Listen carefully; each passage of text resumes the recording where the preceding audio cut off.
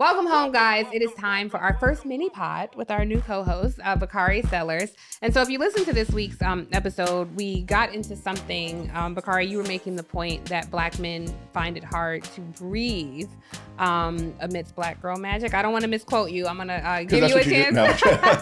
I want to give you a chance, but we want to hit that topic because I do want to offer you the chance for some clarity and have a quick discussion.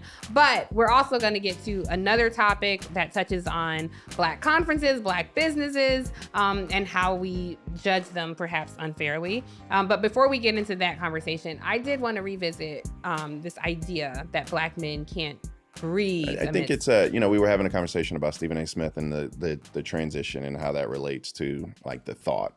And one of the things we were saying is that, we haven't had wholesome conversations around Black men from a policy perspective that requires listening to them. Mm-hmm. And the other thing is, and something I hear often, which in the spaces that I'm is in this era of Black girl magic, is there space for Black men to breathe and lead?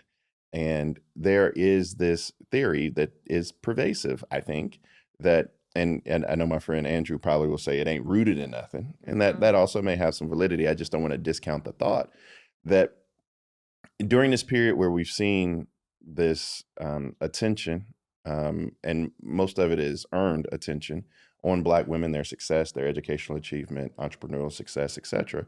Black men are trying to figure out their place in our communities. And what once was a place of leading your household and leading your communities and being able to be that voice and be able to speak out, there are many people wondering if that role is still there or if their voice has to shrink during this era of uplift.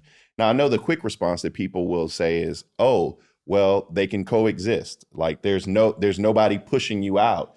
That's how I feel. And I think that the response would be that sometimes it is so loud, not literally loud, mm-hmm. but it's so loud as we praise, as we should, that many times we feel as if our accomplishments, our successes, or even more importantly, our trials and tribulations go unnoticed. And that pushes us further in the back of our homes and further in the back of our communities. And I think that's reflective of some of the things you see. What does it being noticed look like? Like, what is the thing that we should do? Because I think a lot of us celebrate each other. Angela says often, we've all kind of adopted it, but I think you were the first to say, like, we all we got.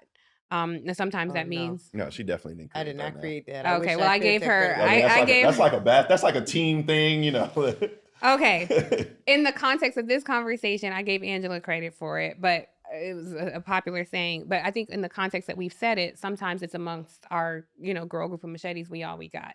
And I've asked other people, like, but we ain't all you got. Like, you have a wonderful doting husband or a wonderful partner. And the feedback I've gotten from women is, yeah, but it's not like the love I experience with you guys. Like, yes, my husband is amazing. I love him. But if I step out with you all, y'all notice my shoes, my fit, my earrings, like from head to toe. The love we give each other is not a diss to Black men, but it is something beautiful that we experience. I wonder why in that space would Black men feel crowded out, and take that as though we don't need very much our counterparts, very much our companions to be leaders, to be at our side, and to help confront everything that we're going through now. People naturally ask the question, is that need there? I mean, we're still having... Yes, I'm telling you, it's here. I hear you, and I respect that. That's why we're friends, right? We value that need. We hear those things. But I also think that it's about... We're still... we really are trying to have conversations, and particularly amongst Black men, about defining masculinity. We're trying to make sure that we can define masculinity without, one, being toxic, or two, ushering a new era of patriarchy, right? I mean, that's a real delicate, interesting, because you want to say that, look, I'm the head of my household, right? I lead my household. I want to be an example for my wife and my children in my household, but I'm also like, I'm not confined to these pre-existing, antiquated gender roles, Yeah. right? You want to interact great examples of that. You all talked about doing drop off and pick up with your kids. Yeah, and I think Andrew does ponytails. Right, exactly. I brush hair real well, and so I think, but we're redefining those roles, and because we like to do drop off and pick up, and because I like to say I do the really good shopping for my kids at H&M and Baby Gap and all of that stuff. I like Sadie to look fly, and I don't want them wearing mismatched athletic brands and stuff like. I think that's like redefining masculinity, but we're having those serious discussions, and I think that there are times, particularly over the past decade, where we've been so consumed with, and I think Black Girl Magic is cheapening it, but we've been so consumed with having conversations about a specific gender and their success in a particular arena that many times many men, for whatever reason that may be, feel left out of that conversation. And I'm saying it's there. I feel frustrated by that. Mm-hmm. And it's not because I don't think it's valid. I'm frustrated that it is a valid gripe, and I'm frustrated about the wedge issue it has become for our people. And so I actually don't feel like it's a fake thing, it's not real. I've heard it so much, and I would say arguably it's not even just over the last decade, because I know like most of the men that I've dated have said that I'm intimidating. And it's like, what is intimidating about me? Or I've been told, even by Andrew's best friend, that I was emasculating in some way. And for me, I grew up in a house. I don't want to, never mind. It's just the people I roll with, man. But I feel like it's the thing. I mean, not Andrew. I dated Andrew's best friend back in the day. But I think that the thing that is frustrating is I grew up in a space, my dad is more feminist than me. So I grew up in a space where I was constantly celebrated, where I was urged to share my opinion. Tiff has heard how we talk. In some ways, has some discomfort with the way that I'll talk to my dad like a peer. Now I get chin checked too sometimes. He's like, I'm the father, okay? But I've never changed my tone to speak to a man. Maybe that wasn't the best teaching, but that is my truth. I have never thought that my thriving means that you have to suffer or that you can't win. I reject the scarcity mindset for the whole of our community. And I just am so frustrated that we can't all do that together. And I think that is the biggest point that you've made, because I think the sun is bright enough. And I think that I would never want any woman in my life to dim their light by any stretch. I mean, we've worked too hard to help uplift, to get it to this point, to brighten it, to shine it. Please, God, never, Sadie, dim your light. I also think that there are certain men in our community who have been toiling in the vineyards, who are the city workers, who are the drive the trucks, who help our lives go, who are the PAs, who are the dental assistants, who are the teachers' assistants. Even the young men right now at Claflin or FAM who are in Call Me Mister or Clemson, who are toiling in this vineyard, or the engineers at FAM or North Carolina A&T, whatever it may be, that while we're saying don't dim your light, we're also saying that there must be a concerted effort. There has to be a concerted effort to at least listen or uplift Black men as well. Well, good contribution. I think this conversation is ongoing, because I definitely think there's a lot of men who are feeling pain right now, and sometimes their pain comes off as hatred towards us as Black women. And I find that hurtful. And I find it in ways that it has crossed over into our politics. It's like I'm going to penalize all of us because I'm mad at you. And we don't even know where the anger is stemming from. Like, Andrew, I hate that you're silent in this conversation, because it is. We've had it. I could direct listeners back to episodes. We've had it. Well, I'm new here, so I just. You should have it. I think people have turned. All I was good, getting ready to say Yeah. was, I hate that you're silent in this conversation, because I Yeah. think that people could end up watching this back and saying, see, this is exactly what I mean. Mm-hmm. There's a conversation about how Black men feel in the ethos and a Black man was silenced on a platform. And that, I just want to be clear that that's not the intention. Andrew is willfully choosing not to I engage choose in silence. Yeah, And he's it's choosing exhausting. not to engage. The conversation is I think it's exhausting. And I also think it is self-fulfilling.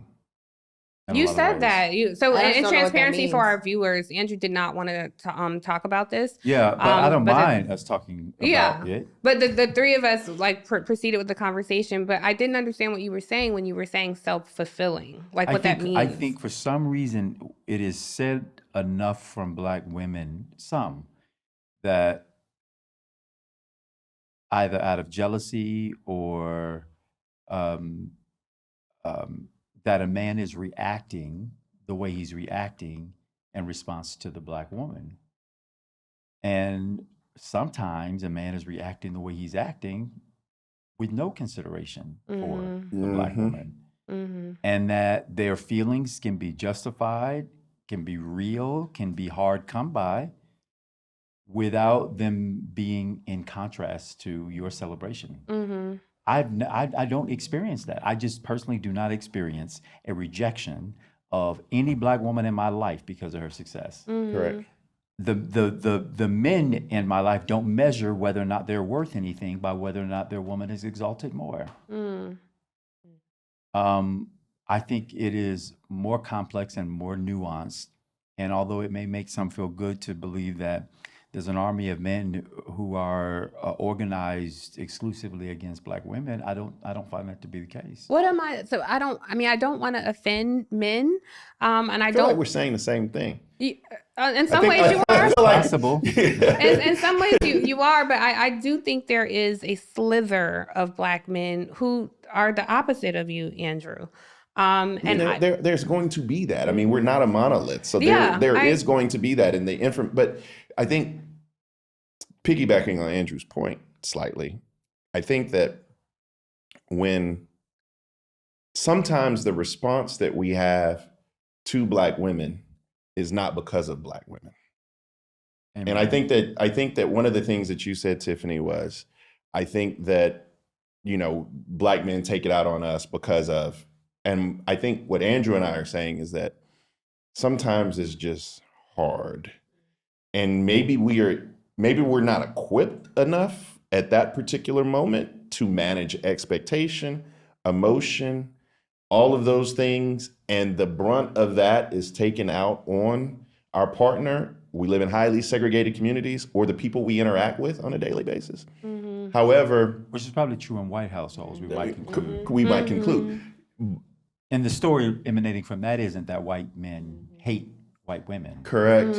Or that they respond this way because they're jealous of their white wives. Correct. But any reaction that we might have that is not the one that is expected by the Black woman on the opposite you, literally opposite you, is that we're that way because they're winning. Yeah. And that's my point is that I don't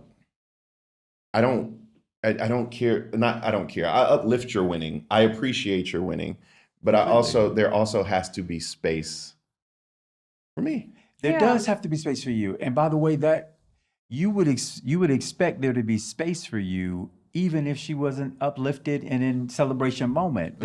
Just as she would expect that there's going to be space for her. I was running for governor. I was being mayor. I was, doing all these things. I did not mean me individually. No, specifically. I know that. No, But what but I'm you- saying is that I'm doing all of those things, and I'm not coming home with the expectation that you're going to lift me up on every leaning side and make me feel like I'm the star and I hung it too. Relationships are complex. There's a lot that goes into them. People as individuals are complex. And I just wish that we could respect the complexity of the individual without making it a monolith for the community. Amen to that. Yeah. And that that's we can be important. set in those expectations because we're human. As a human being, I want to be lifted up. As a human being, I want to be the thing that my children aspire toward. I want I want them to think I hung the sun and the moon, but I want them to think their mama hung it too. Yeah. That's so good, Andrew. I'm really happy that you gave that context because I think the people I'm focusing on maybe don't even deserve this level of attention we're giving them. Because what you're saying is no, like my existence is not in response to you. It's I fully get It's it. also an acknowledgement of a human need. Yes. Yeah. That is very individual. Yeah. But we understand it as the collective too. And those people that you're talking about, we don't need to give breath to or space to. I mean, I hear them, but they have an audience because we haven't listened to the people that Andrew and I maybe imperfectly are trying to describe. Yeah. I also think that there's something in there in terms of accountability for Black women. Because part of what I heard from Andrew is, why does it even have to be set up that way? That it's a versus, right? That there's, because you are being celebrated and you're winning, it doesn't mean that I'm hating on you because I'm at a low point or because I have some human needs, you know? Yeah. So I also think there is some accountability for us too in denying the existence of the story, not amplifying the story, not amplifying, like that's not what it is, and that's diffusing what I mean by that. self-fulfilling. Yeah. If you keep putting that out there, there are going to be women who experience toxic men in their lives and may choose this as a cheap way to explain their behavior. It's an off-ramp. And I just think it's more complicated than that. It requires more of us than that. And I almost feel victimized by it. Not victimized, but I feel like we're the ire of the folks who want that narrative to be the most pejorative narrative within our community. They won.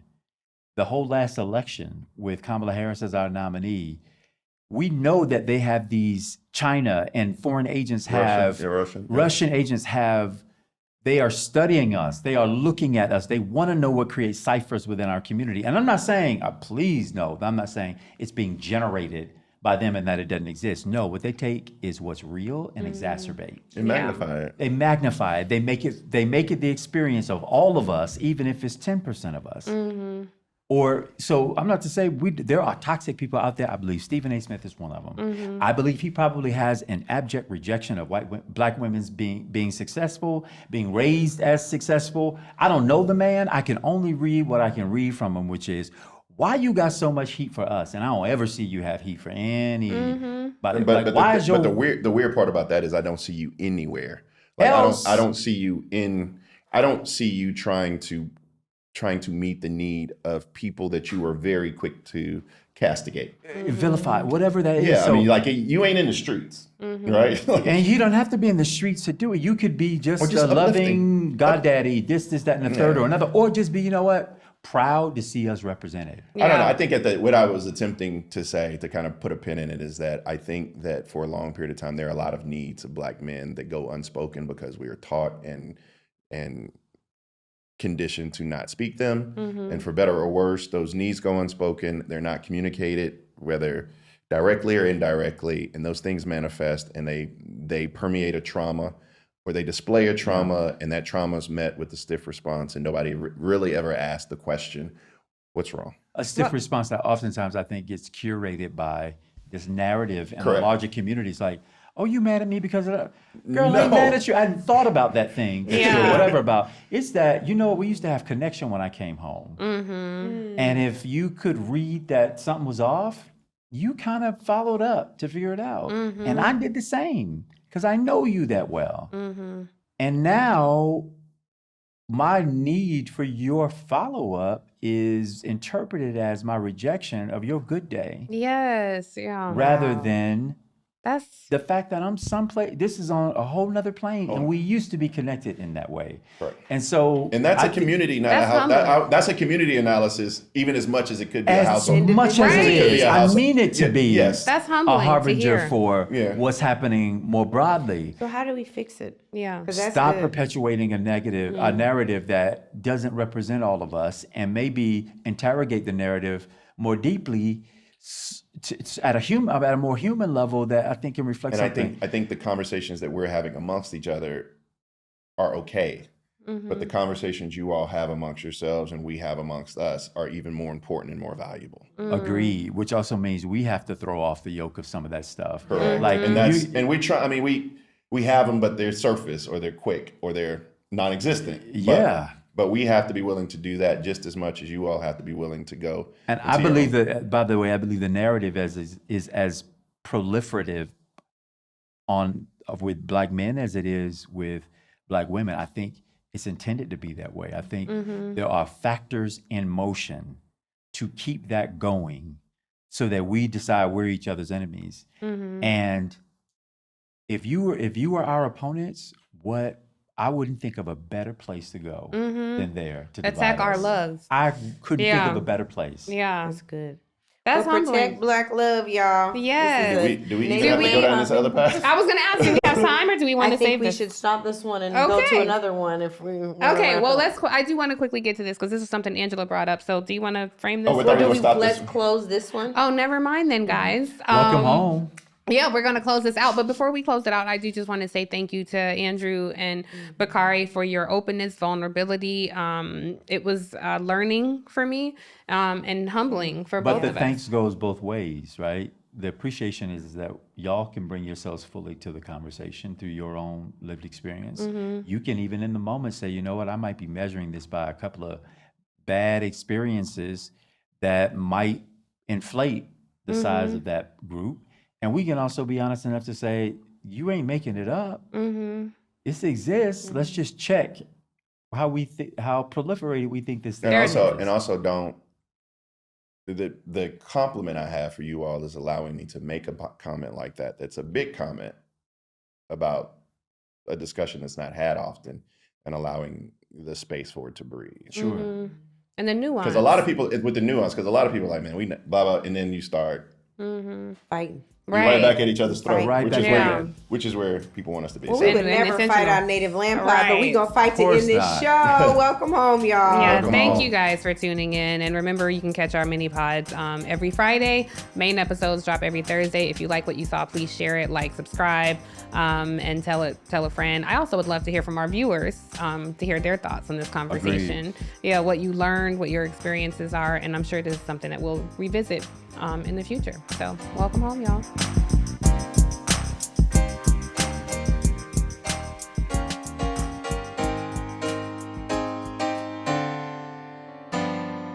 Native Land Pod is a production of iHeartRadio in partnership with Reason Choice Media.